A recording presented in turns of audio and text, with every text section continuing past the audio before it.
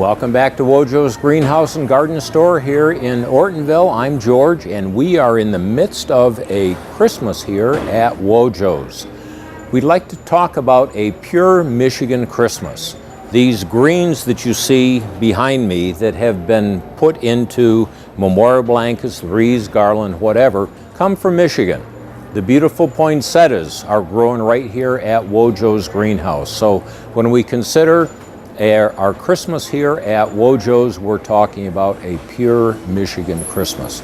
It's exciting, it's a wonderful time of the year, but before we talk about Christmas, that'll be our last segment, I want to review just a few things we've talked about before, things that you should be doing before the snow flies and the ground freezes.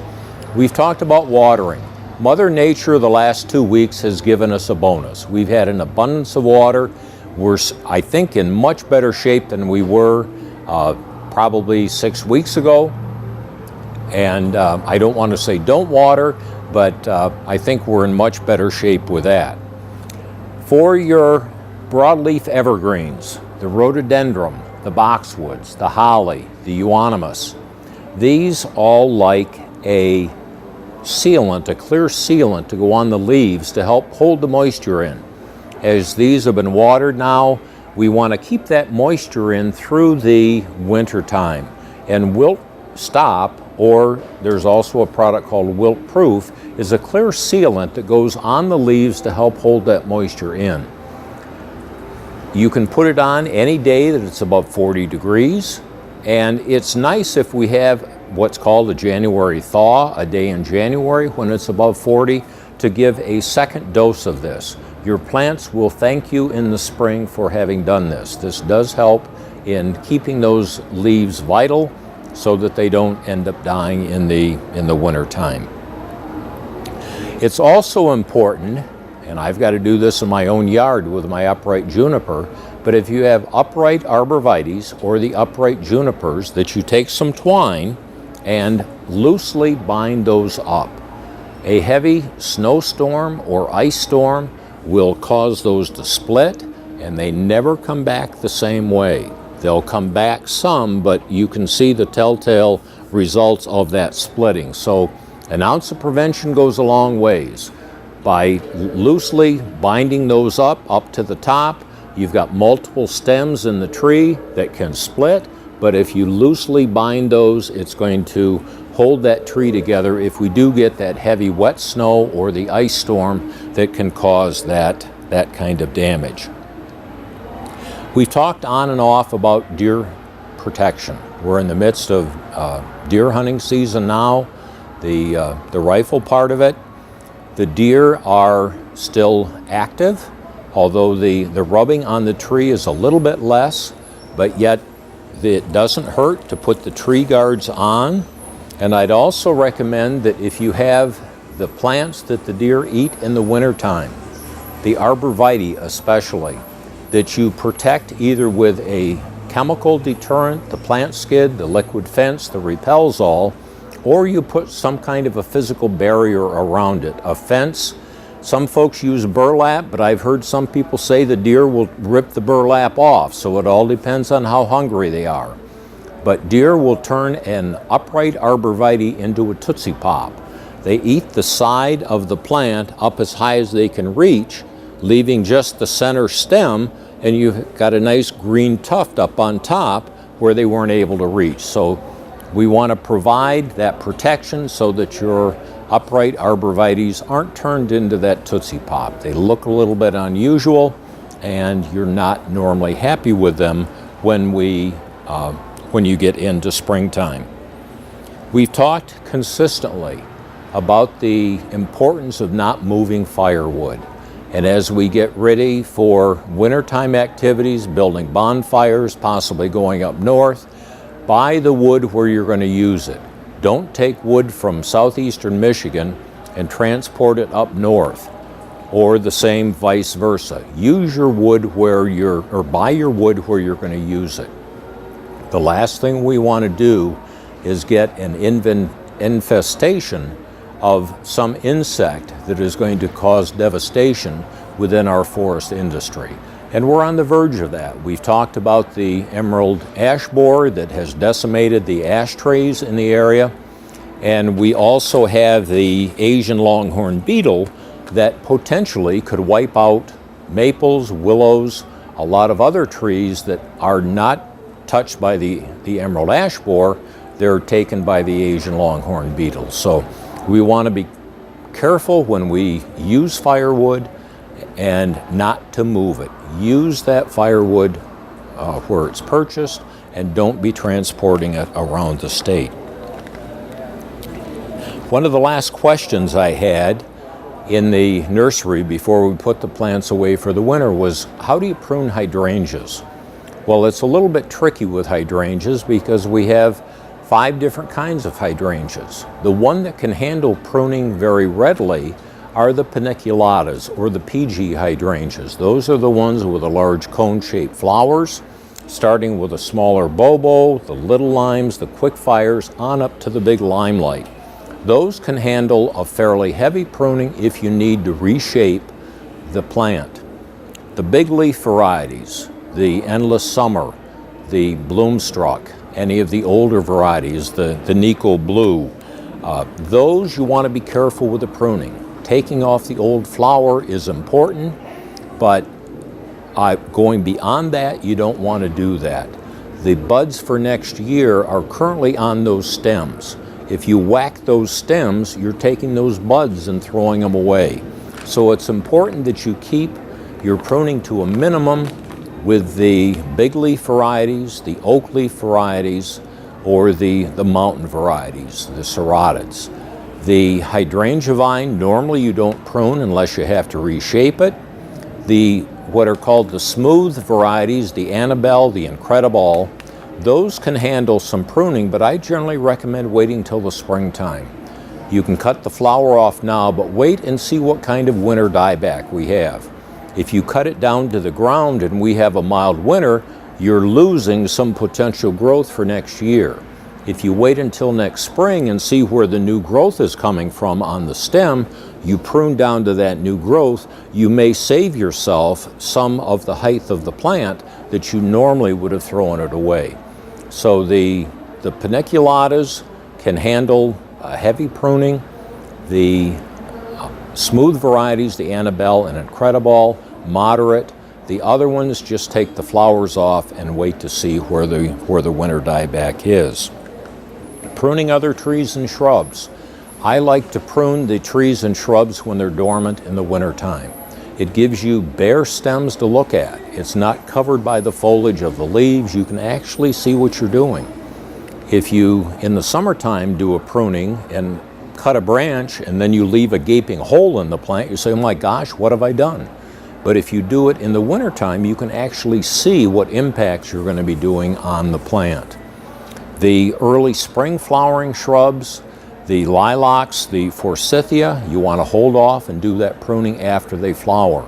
For the flowers that flower later in the year, or the trees that flower later in the year, you can do that pruning at this time.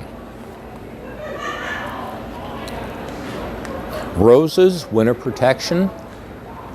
Probably the best winter protection for your roses, and this would be the delicate ones, the hybrid teas, the floribundas, the grandifloras, and the climbers, would be to take mulch or soil and mound over the plant up to a height of 12 to 14 inches. That helps to insulate the plant. If you have rose cones to go over that, that helps to insulate it even further. The knockout roses, the shrub roses, need a minimal amount of mulch around the base of the plant. So let's take a break and we'll come back for the second segment. Thank you.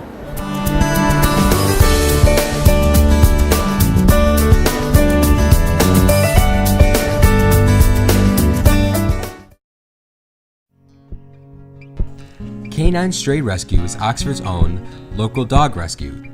Each year they take in hundreds of dogs and bring them into suitable homes.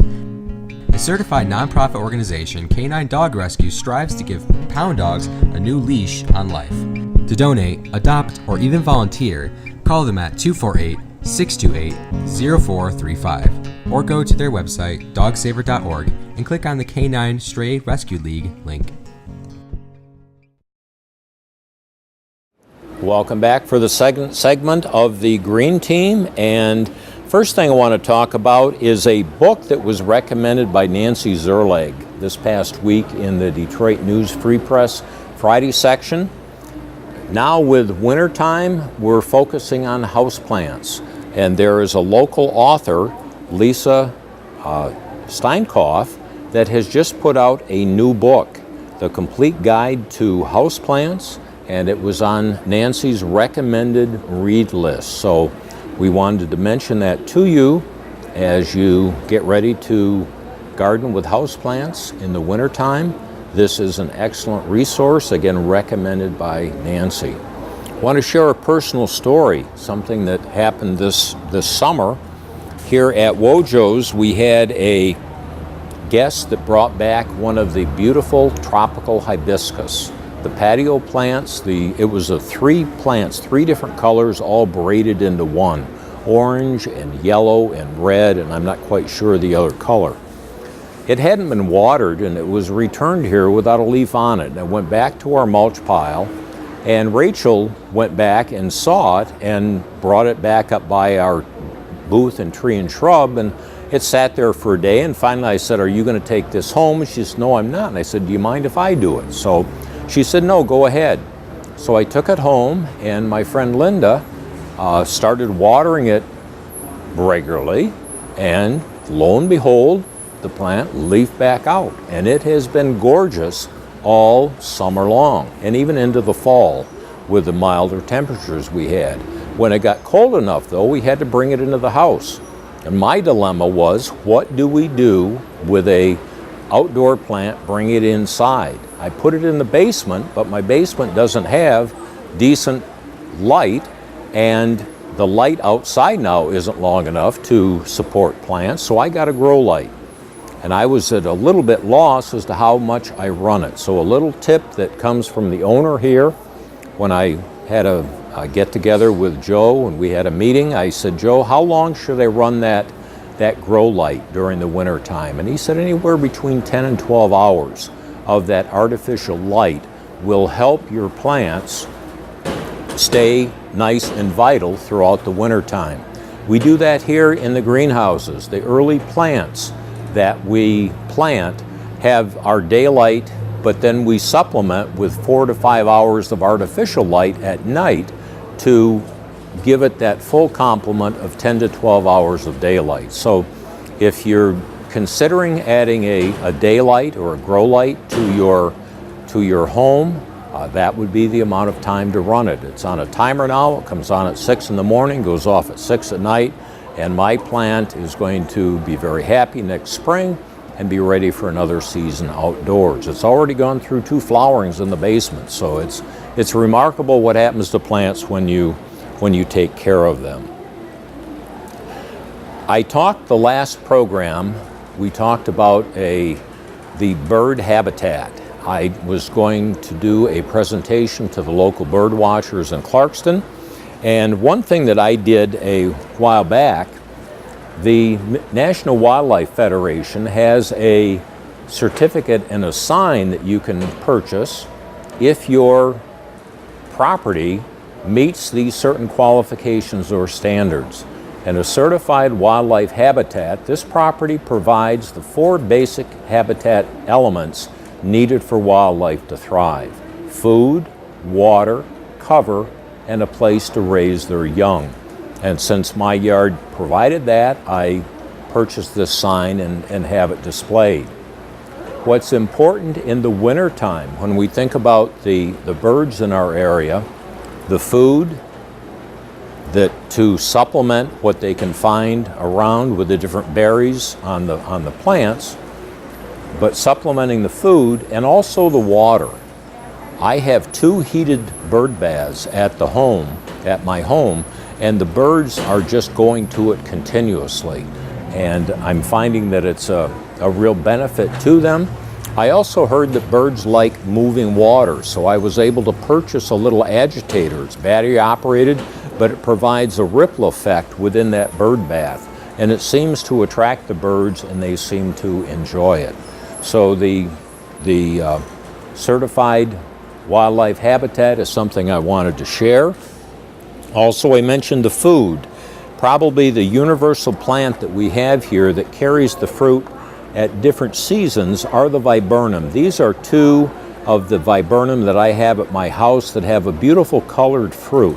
The one here on the left is, or on my right, your left, is Cardinal Candy, and this one here is Michael Vernon with a yellow berry.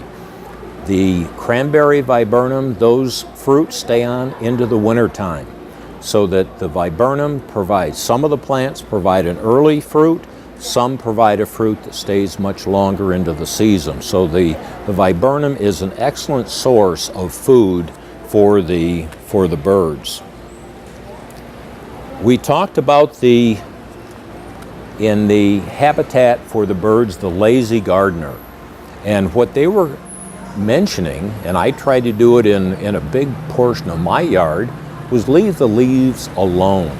The leaves provide a home or basis for overwintering insects or worms. And the tragedy is when these leaves are mulched up and taken away, it takes away that habitat for those insects that the birds will use early next spring. And that's the thing that we want to try and provide. It's the notion that we've talked about, leaves are not litter. It's important to leave the leaves and let the insects overwinter in them. When we get some warm days, the insects have moved on and you can clean up your yard, to save that cleanup for springtime. And as this flyer says, let it be. That the dead and decaying plants and seed pods are essential food and habitat for life in your garden. Winter survival of birds, bees, butterflies, and other insects and microbes depend upon them. Do protect tender perennials and decor, and unless it's diseased or pest infested or invasive, leave the rest until late spring. And it's, again, that importance that we do this so that when the birds are looking for that in the springtime, they'll have that food. Something that I wanted to mention, some of you who are bird watchers have maybe heard of the House Resolution HR 154, allowing for sandhill cranes to be hunted. This is a political issue, and I'm not going to give a point of view, either pro or negative, but just to make people aware of it. There's a lot of sensitivity to shooting sandhill cranes, and if you have an opinion one way or the other, it would be important to be vocal. We talked about the book by Doug Talmy, and again, I recommend this for winter reading. It's an excellent resource for how you create that wildlife habitat within your yard with appropriate native plants that help to provide that food and that area for the different animals to overwinter and survive. So Talmy's book on bringing nature home is an excellent read. And Nancy Zerlag also talked about protecting bulbs, putting a screen over the top to protect the bulbs from the chipmunks and the other ground critters. So we'll take a break and we'll come back and talk more Christmas here at Wojo's.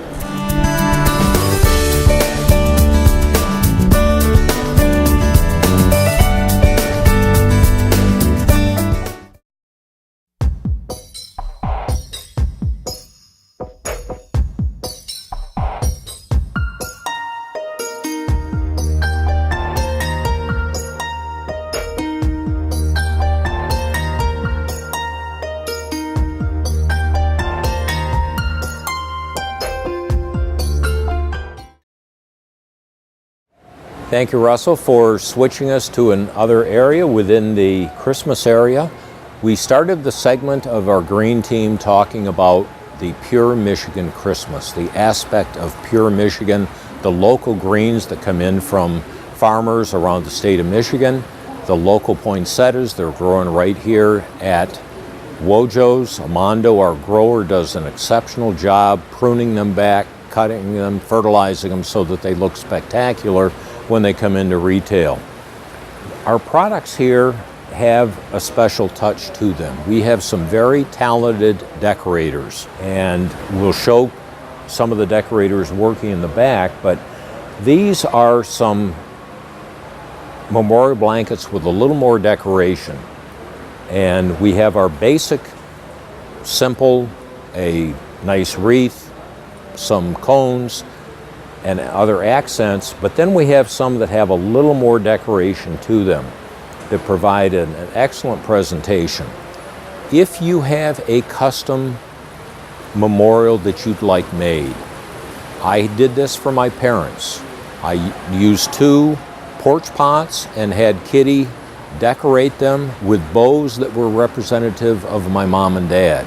The decoration for my dad had a cardinal in it. He loved the cardinals. So that we can customize your decorations to your needs. You can help pick out the ribbon, you can pick out the accents, and we can do that for you. We do an awful large number of customized decorating of the memorials or other accents in the house, or you can come and select from our tables.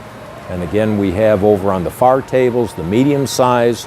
This grouping are the larges, and then back over here in this area are the smaller pillows. But again, beautifully decorated. You can see how the colors pop and how nice they are. We're going to switch now and go to porch pots. We're going to take a pause and talk about porch pots.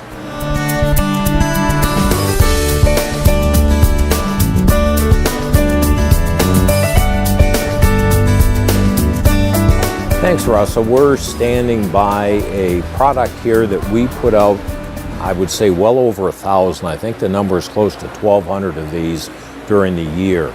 And these are our porch pots. People look at these and say, is this a live tree? No, it's not a live tree. It's a spruce tip that is put in to be the focal point of this, and other fresh greens are put into this pot that is filled with our compost in the back, so that the heft of this, the weight of this is quite significant, and the greens are greened into that. If this is in an area within your landscape where it's not under an overhang, where it'll get rain or snow and it doesn't get a lot of sun, if it's on the west side it may dry out earlier, but if it's in another location, these will stay green right throughout the winter. We have people say that up until April they still have these. We use them at Christmas time. People put valentines on in February. They put shamrocks on in March. They'll put Easter eggs on in April. So these porch pots are a wonderful decoration. They come in different sizes. This is the basic medium size. And then over here in this area, if I can have Russell do a real quick turn, we have the much larger ones, and these have a little more accents in them. I also wanted to talk about our classes. The past 2 weekends, we've had 250 of our guests come in and make their own porch pots. This is something that has grown year after year. We used to have classes where we used to do most of the instruction, but people have caught on to it, and we just offer a time between 10 and 4 in the afternoon when people just walk in the door, take an empty pot, the greens, and make their own porch pot with their own decorations. They customize it the way they want it for their house. And again, as I mentioned, that is growing in popularity. We're going to have a centerpiece class coming up soon, and also a wreath decorating class. So check the Wojo website if you're interested in either of those 2 classes. You want to sign up for those because they fill up quickly.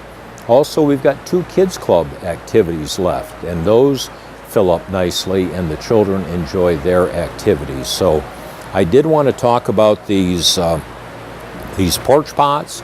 They are a nice accent. I'm standing next to a large wreath.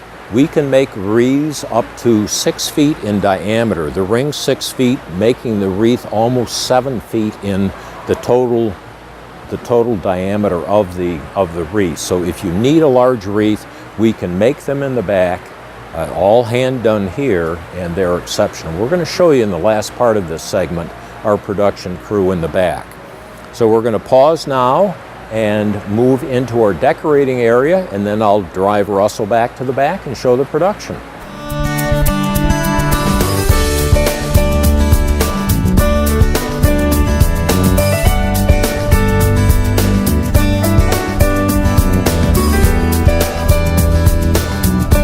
We're now in the custom decorating area, and I'm here with Kitty Byron, one of our experts as far as making bows and these very nice decorations.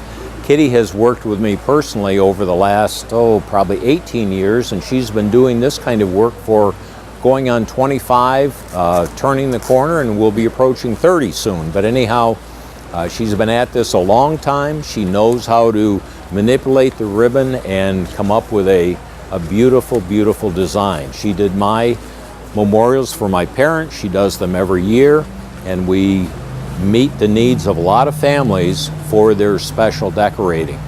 We encourage you, if you do have those decorating needs, to come in and see our design crew. Kitty, Kim, Shelley, Kathy are all able to help people out in this regard. So we're going to leave Kitty to finish this blanket and continue doing the good work.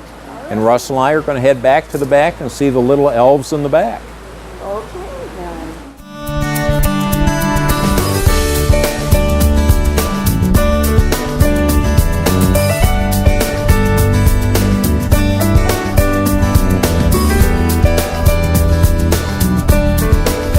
We are now back in the greens production area here at Wojo's. It's back in our annual production area that has been transposed into a Christmas little greenhouse. A lot of little elves working back here, and we're going to show you some of the work they're doing. Sally here is making bows. She started out in October making bows. She's made them all through November, and we'll make them into December. I don't know how many thousands you've made, but I've lost track. A lot. But again, it provides that beautiful accent. We're going to come back here and take a look at Shelley. Shelley's making centerpieces. This is how the centerpieces are made. Again, it is the Michigan greens that are taken and put into, and this time an oasis that has been soaked.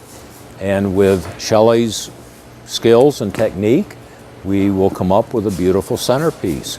We wonder how greens are weighed and how bundles are put together. That's what Bill is doing over here. He's got a little scale and he's putting them on. Once he gets to a certain weight, we know that we have the proper size of that bundle, and it'll go up to retail and be tagged. We're going to move to another group soon.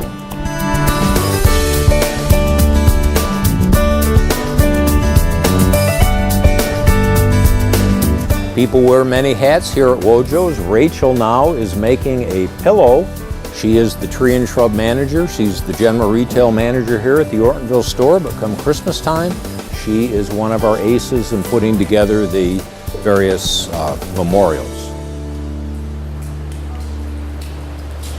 We're going to wrap up the segment with a panorama through a few more of our employees. Donna here in the back putting together our porch pots.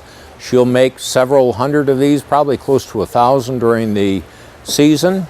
Connor is making the large memorials. John's working on the pillows, and Ray is working on some of the hanging baskets. So we're very proud of the work we do here at Wojo's. Fundraisers take us over the top. It's a very busy time and a very productive time here at Wojo's. See you next time.